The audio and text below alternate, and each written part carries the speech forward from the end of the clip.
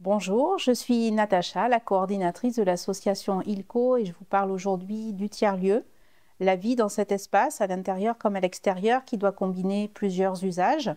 Cette année 2024, il y a eu des changements puisqu'on a moins de coworkers, on accueille la cagette du mardi après-midi. On a aussi l'envie d'avoir un espace plus convivial pour accueillir les personnes et puis prévoir aussi des lieux pour donner accès à de l'information. Par conséquent, on a fait des aménagements, on a pu récupérer le salon de jardin du jardin partagé, puisque celui-ci n'existe plus, mais du coup, on pourra s'installer confortablement dans la cour et profiter des différents espaces d'ILCO qui nous permettent aussi de se rencontrer et d'être dans un lieu agréable et convivial où je vous invite à venir partager un café avec nous. Bonjour à tous, je m'appelle Frédéric Gesson, je suis conseiller numérique France Service au sein de l'association ILCO et j'ai eu la chance de vous proposer pendant cette année 2024 des ateliers numériques portant sur les tablettes, les ordinateurs et les smartphones. Mais pas que, je vous accompagne aussi sur les démarches administratives et j'interviens aussi dans divers lieux autour de Douzillac, tels que le groupe d'entraide mutuelle de Neuvic, le collège de Neuvic aussi. Et je fais aussi des interventions de temps en temps chez les particuliers pour les aider sur par exemple, des soucis d'imprimante, de box internet ou d'ordinateur qu'on ne peut pas transporter. Pour cette année 2025, ça va être exactement la même formule. Je vous propose des ateliers les mardis et les mercredis sur les smartphones, les tablettes et les ordinateurs. Et je vous aiderai aussi, si vous avez besoin, sur des démarches administratives qui passent, bien entendu, par Internet et le numérique. Bonjour, moi c'est Gaëlle, je fais partie d'ILCO en tant que bénévole et je m'occupe du cercle du jus de pomme. Cette année, c'est la deuxième fois qu'on se réunit pour cueillir des pommes dans les jardins avoisinants. Et on a triplé la production par rapport à l'année dernière. On a sorti plus de 600 litres de jus qui sont à la vente à 3 € pour les particuliers, à 2,50 € seulement pour les associations. On fait des petites équipes d'une dizaine de personnes pour aller cueillir pendant 2-3 heures des pommes. Cette année, on commence à étoffer un peu notre carnet d'adresses, autant pour trouver des jardins, autant pour pouvoir le revendre après aux différentes associations et particuliers. Bonjour, je m'appelle Sébastien Coupeau, je suis président de l'association L'Outil en main de Neuvic. C'est une association qui a pour but d'initier les enfants aux métiers manuels, donc on leur fait découvrir différents types de métiers. C'est une asso qu'on a créée courant 2024. On a un lieu que l'on est en train de rénover à la gare de Neuvic, mais en attendant, comme on n'avait pas d'endroit pour pouvoir démarrer nos activités, ILCO nous a hébergés et on fait une partie de nos ateliers directement les mercredis après-midi de 14 h à 16 h ILCO. Donc ici, on y fait des ateliers autour de la cuisine, de la couture, de l'électricité, les enduits terre, briques de terre, et tout ce qui est fabrication. On est en train de fabriquer des lampes avec les enfants, etc. On essaie de leur faire découvrir plusieurs types de métiers. On remercie ILCO pour l'accueil, le partage et les temps qui nous sont consacrés. Donc merci à vous et à bientôt. Donc, je suis Émilie, j'ai initié avec d'autres personnes au sein d'ILCO un cercle droits des femmes et des personnes minorisées. Nous avons commencé à nous rencontrer à partir du printemps 2024 et nous avons continué jusqu'à il y a peu. C'était notre premier événement autour de la fête du court-métrage et des droits des femmes. Je voulais vous présenter le violentomètre, qui est une façon de mesurer nos rapports, nos oppressions, la violence dans nos rapports. Ça peut être très utile pour les femmes, mais pas que, évidemment. Voilà, et nous continuons à nous regrouper de temps en temps. Il n'y a pas une date précise, mais inscrivez-vous si vous souhaitez être au courant. Bonjour, moi c'est Fabienne, donc je suis plutôt sur le cercle RH. Alors 2024 nous a permis d'accueillir 3 jeunes stagiaires dans le cadre de leur formation baccalauréat. De mémoire, Lou pour 6 semaines, Elisa pour 15 jours et Ludo pour 1 mois. Ensuite, nous avons porté juridiquement les contrats CAP, contrats d'appui au projet d'entreprise pour la CJS, ce qui nous a permis quand même de faire des économies substantielles et bienvenues. Et puis, voilà, globalement, le cercle RH se réunit une fois tous les trimestres, même si une mobilisation régulière doit se faire pour répondre aux obligations institutionnelles. Alors, je suis Laurent du Cercle Finance. Faut savoir qu'on se réunit une fois par mois entre 3-4 bénévoles.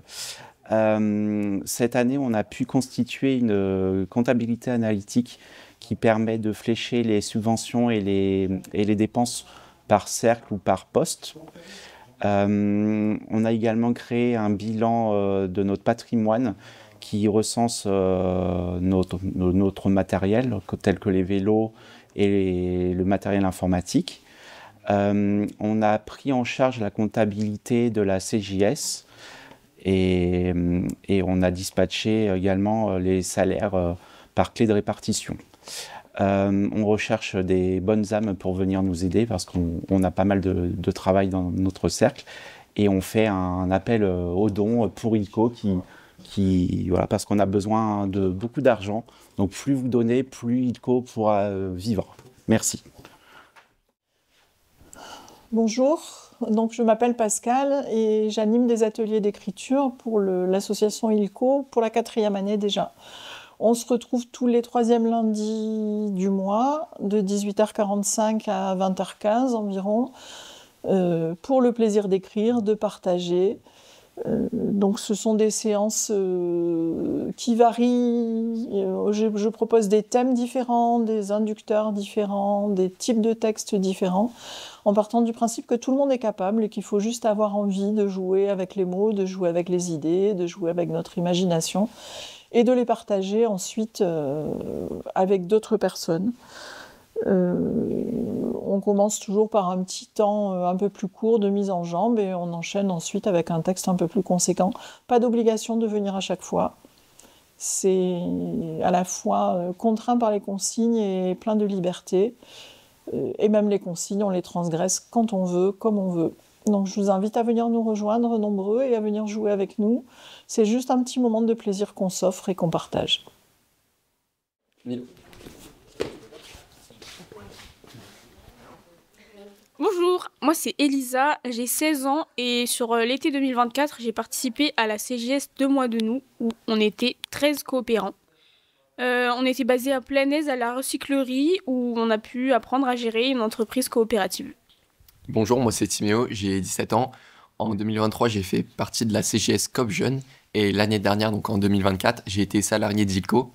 Durant cet été, j'ai réalisé une prestation durant laquelle on devait filmer 5 reportages soutenus par le pays de Lille en Périgord. Bonjour, moi c'est Milo, j'ai aussi 17 ans. J'ai aussi participé à la CJS de 2023, Coop Jeune. Puis ensuite, en 2024, j'ai été salarié au sein d'ILCO pour gérer l'escape game au château de Neuvic, où j'ai dû gérer 70 parties avec 357 participants. Et en 2020, mais Milo, 2025, donc attends, là on au château de Neuvic. Vous êtes prêts ? 1, 2, 3. Et en 2025, on se retrouve au château de Neuvic. Bien, Elisa, tu fais comme nous aussi en château de Neuvic, on fait comme ça. Ouais. Ou comme, enfin, une intention. Et en 2025, on se retrouve au château de Neuvic. Bonjour, moi c'est Arnaud. Bonjour, moi c'est Hugo. Et moi c'est Baptiste. Alors nous avons réalisé 2 panels d'arcade, de la conception à l'assemblage, puis ensuite toute l'électronique nécessaire, dans le but de réunir toutes les générations autour de quelque chose de ludique. Et puis cette année, on projette de faire un tournoi de jeux vidéo qui rassemblerait beaucoup de monde. Et merci à Olivier qui tient son entreprise à Neuvic, dont c'est le métier, l'activité professionnelle, et qui nous a vraiment aiguillés magnifiquement sur toute la ligne. Voilà. Hi, my name is Tanya. At ILECO, we run Franglais discussion groups on the third Saturday of every month. French speakers speak English, English speakers speak French, all in an ambiance qui est très, très conviviale et sympa. We have about 5 to 15 people attend on any particular Saturday. We also have special events. Recently we conducted a cooking afternoon, which was very popular. So we look forward to you. Please come along. Thank you. Et bonjour, moi c'est Paul, je représente le cercle Cagette. Cagette, ça fait maintenant 7 ans que nous organisons des points de distribution avec des produits locaux, tout ça dans la vallée. On a 6 points de distribution aujourd'hui, historique d'Ouzillac, puis ensuite Saint-Germain. C'est créé Saint-Aquilin qui cette année a basculé du vendredi au mardi soir. Et nous avons récemment intégré Grignol. Donc ces points de distribution ont permis à 32 producteurs en 2024 de récolter pour 145 000 € de chiffre d'affaires. Tout ça avec un panier moyen d'environ 38 € et un peu plus de 300 clients réguliers. Donc aussi dans les dernières nouveautés, on a eu des achats groupés un peu différents pour compléter la gamme des produits locaux avec des agrumes de Corse, bio, et également récemment une opération avec les parents d'élèves de Douzillac-Boronne pour des Saint-Nectaire. Voilà, et on continue d'élargir et on est toujours preneur de nouveaux bénévoles. À bientôt. Bonjour, je m'appelle Lucas Baigneux, je fais partie du cercle Sport et Mobilité. Depuis l'été 2024, on travaille avec l'IA sur cette thématique et ça a notamment commencé par une petite étude avec la coopérative jeunesse de service où on s'est rendu compte que c'est une question qui est assez importante parce qu'ils ont dû se rendre sur des prestations et aller communiquer et ils ont eu des difficultés. Et donc à ce sujet-là, on a répondu à un appel à projet de la MSA où on a reçu 8 000 € pour acquérir du matériel, mais surtout du matériel pour questionner les jeunes sur la mobilité douce.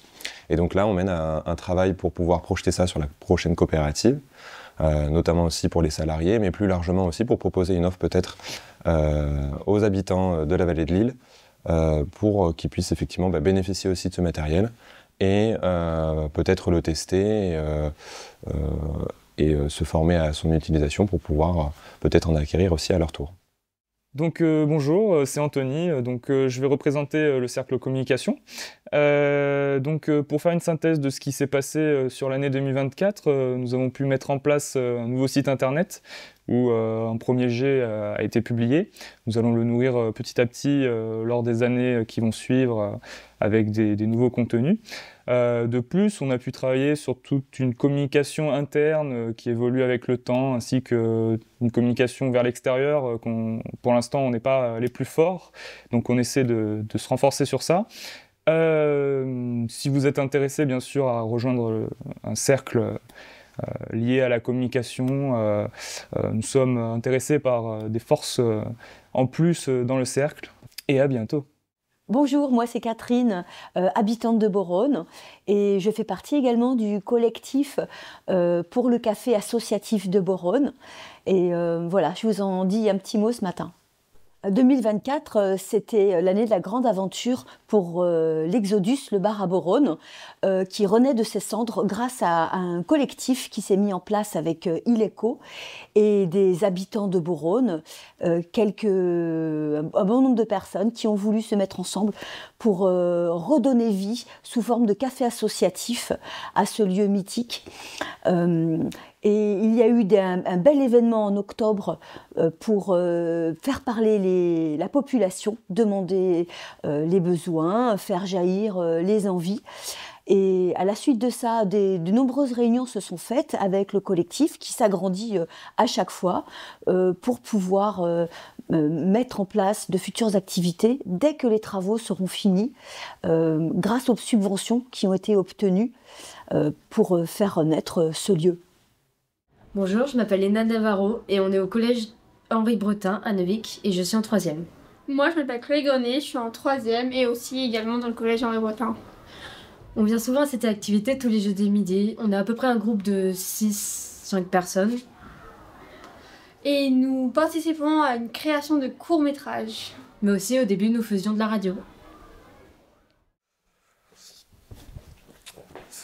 Alors un petit mot aussi sur la fête du partage, puisque l'an dernier nous avons lancé cette première édition de fête durant laquelle nous avons fait plusieurs choses, à savoir organiser un espace de troc entre habitants. Chacun pouvait amener des objets et en récupérer sans échange monétaire quelconque.